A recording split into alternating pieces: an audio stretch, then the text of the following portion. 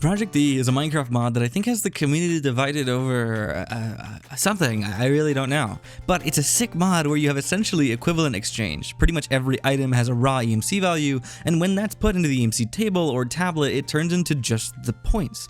And then any other item you've researched, you can take out with said points. So the question is today, how quickly can you achieve 1 million EMC? Because while things like dirt may cost only 1 EMC, things like diamonds cost more than 8k.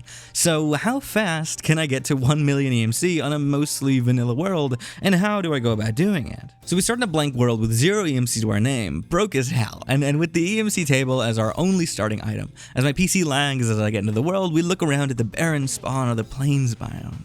Beautiful, right? We immediately try and get some basic EMC points by vein mining or FTB ultra mining the dirt around us to grab some basic starting boost. Just a little bit of EMC to add to the pile. We head over to grab wood to make our first tools, and here we get our first bit of food we can EMC, the apple. I will say we got quite lucky with this. FTB ultra mine does take food as payment for mining a bunch of blocks at the same time, so food is super necessary for this run. So that's pretty amazing. We got it so early. Now we run very slowly back to get some stone and make the Stone Age upgrade. Not too long after, we make our way to the structure. We have some Young's mods and structure mods like that to populate the world and such, but what that does mean is that we have chests and buildings we can bulldoze and completely decimate as we pass them to get extra resources. And you'll see very soon that this is the way to get 1 million EMC very quickly. But other than that, just getting difficult resources super quickly and easily. It's super simple to find these structures and chests, and it really helps speed this up. Oh, it's so nice. So the hope out of the barrels and chests like these is to get resources quickly, like iron, emeralds, and even diamonds, if we're lucky, right? That's the big one we really want here, since as long as it's marked and we have enough EMC, we can take out as much diamonds as we need. And after that, we'll be pretty much set for the run, right? Full diamond gear and tools, that's what we really need to speed this all up. While we didn't find diamonds in the first structure, we did in fact find iron. So full iron tools and gear it is. Oh. Actually, it seems like I forgot to make the tool. That's my bad. It's a little dumb. Oops, my bad. Oh, thank God, we remembered not too long after. Jesus Christ. Such a waste of time. Stupid. Now time to switch tactics. We've been doing some land exploration, but it's time for some ocean exploring. There's a limit to what we can find on land in terms of valuable metals, right? Or at least easily. Emeralds and diamonds are the highest return value on EMC at 8k and 16k. So that's the goal. Buried treasure, sunken ships, ruined portals, things like that all can contain the gems and ores we're looking for. And as a little bonus, villagers and little villager boats spawn quite often on the ocean, so that's a great thing to look out for because, as I said, emeralds value is quite high, and when you can substitute any item for any other item, villager trading becomes quite fun. Oh man. I'm getting ahead of myself. So, back to the coral. With my knowledge on default EMC values very lacking, I want to check the price of coral just really quickly. A little diversion of the journey, yeah. And it's quite high, actually, at 64 block. That'd be kind of nice, wouldn't it? There's a lot of coral, but that's only if they're still alive. Once they're dead, they're essentially worthless, so that kind of sucks. Anyways, we make our way to our very monumental first ever in the world shipwreck. And I almost drowned on the very first dive because I forgot to make a door.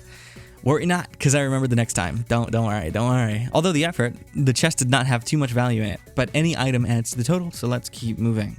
Not too far, we spot our next stop. Some floating wreckage of a ship and some barrels still intact above the water. So we make our little swim over there. Boat over there? Yeah, I guess so. Boat. We're on a boat. Yeah. Anyways, not much to say about this first chest, just some bread and iron, but the next has some more gear. Always welcome, for sure. But the big thing is obsidian. Something good if we can find the time and need for the nether. Also a good expensive block to add to the pile. Alas, no diamonds yet, though. I need to sneeze. Oh my God. Moving to the next shipwreck, we find out that we have the ability and the brains to make torches. I didn't realize I picked up coal before, and now torches are available to grab. Thank God. It was getting super dark, but we see a chest after the lights come on and find iron and some emeralds. Only 2, but that's 32k added to the total, and that's sick. Even just a little bit goes a very long way towards our goal. Then it happens. The moment we've all been waiting for, or at least the moment I was waiting for back then at the time I recorded the Minecraft video. Past me, Minecraft, me playing the game of Minecraft at the time. Diamonds, yes. Diamonds, yes. we got them now, and now we cover ourselves and bathe in the diamonds. Also, I must say, if we hadn't found those emeralds, we wouldn't be able to take out a single diamond.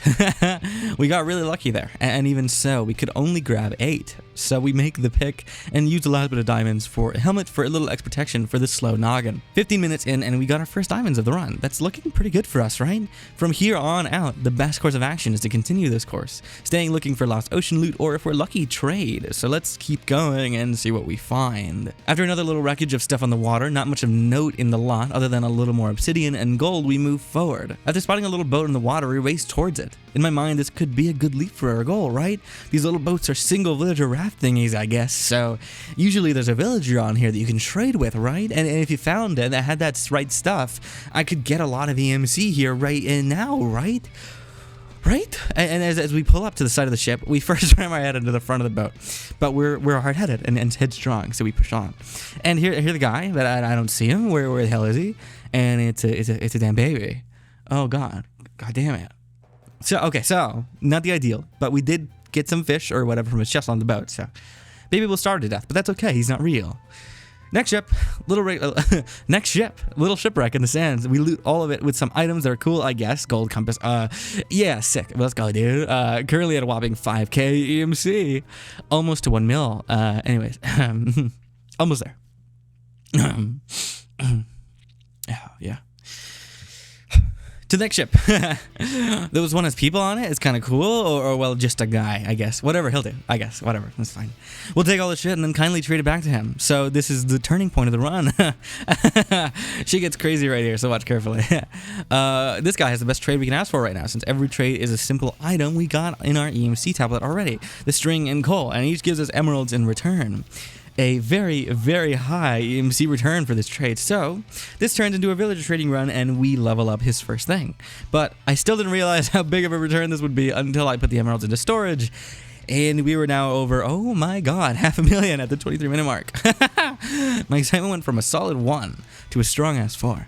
And I was really thinking it could be the end after only 24 minutes, and I was very excited yet terrified. This was too easy.